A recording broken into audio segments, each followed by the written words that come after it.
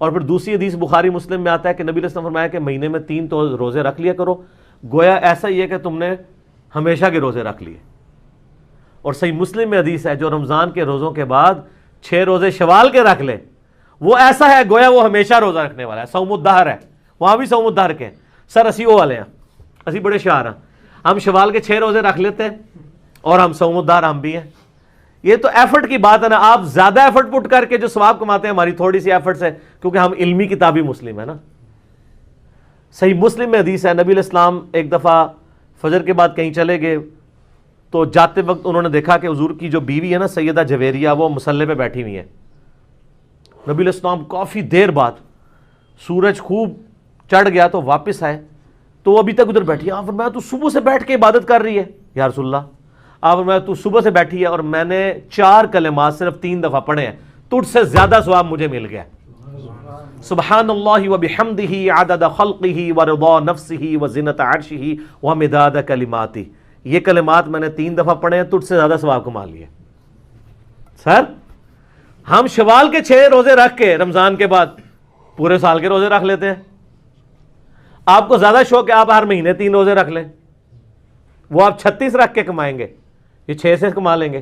نبی علیہ السلام تو پوری امت کے لیے رول ماڈل ہے نا، آپ نے ہم جیسے کمزور لوگوں کے لیے بھی فارمولے رکھے ہوئے ہیں۔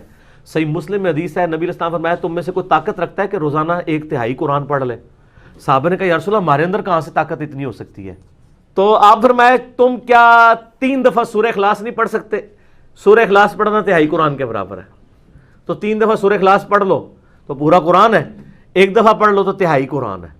تو صوم الدہر سے بات شروع ہوئی تھی، تو صوم الدہر آپ نے بننا ہے تو شوال کے 6 روزے رکھیں، صحیح مسلم میں حدیث ہے۔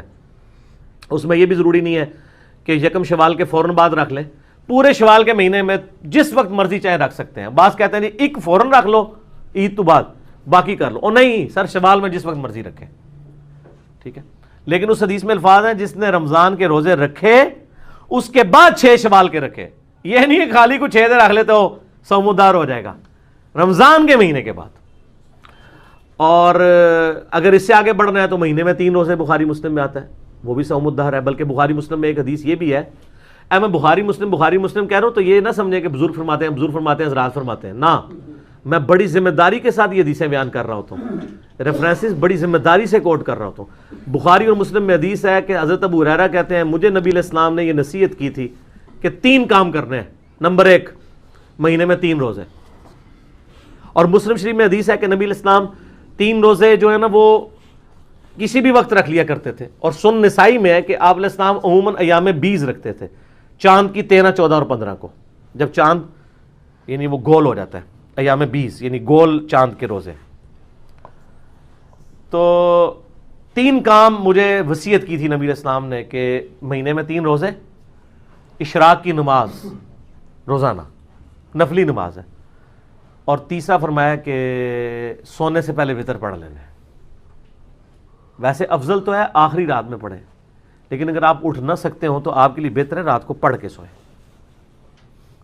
بلکہ میں نے تو وہ سنن دارمی سے وہ حدیث بھی پیش کی ہے، صحیح ابن حبان کے اندر بھی موجود ہے کہ جو عشاء کے وتر کے بعد 2 نوافل پڑھ لے تو اگر وہ رات کو نہ بھی اٹھ سکا تو اللہ تعالیٰ اسے آخری پہر میں اٹھ کے نوافل پڑھنے کا ثواب دے دے گا۔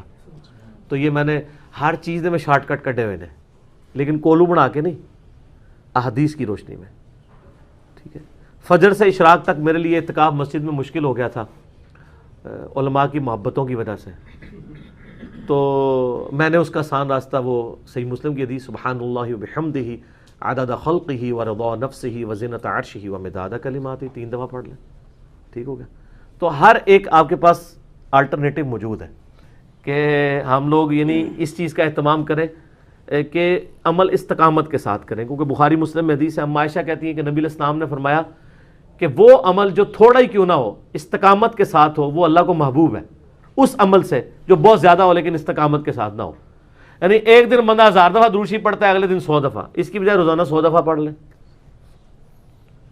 صبح شام 10 دفعہ پڑھ لیں، لیکن پھر پڑھے روزانہ، اس کو چھوڑے نہ، یہ عمل زیادہ محبوب ہے بجائے بہت زیادہ عمل کریں اور اس میں استقامت نہ ہو، ٹھیک ہو گیا۔